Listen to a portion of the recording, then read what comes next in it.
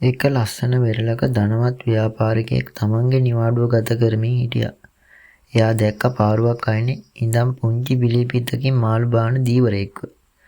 ව්‍යාපාරිකයා දීවරයා ගාවට ගිහින් ඇහුවා, "ඇයි ඔයා දවසම මාළු බාන්නේ නැත්තේ? මේ වෙලාවේ මාළු ගොඩක් බාන්න පුළුවන් කියලා."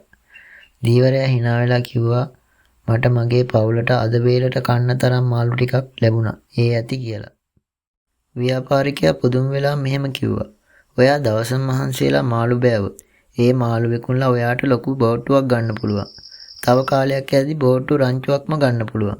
ඊට පස්සේ ඔයාට මාළු කර්මාන්තශාලාවක් දාන්නත් පුළුවන්. මුළු ලෝකෙටම මාළු ආනයනය කරන්න පුළුවන්. එතකොට ඔයා ලොකු කෝටිපතියෙක් වේවි." දීවරයා ඊටාම සංසුන්ව ඇහුවා, "හරි, කෝටිපතියෙක් වුණාට පස්සේ මම මොකද කරන්නේ?" කියලා. ව්‍යාපාරිකයා උජාරුවෙන් කිව්වා, "ඊට පස්සේ ඔයාට පුළුවන් හැමදේම නවත්තලා මේ වගේ ලස්සන වෙරළක පවුලත් එක්ක සතුටින් නිදහසේ ඉන්න" කියලා.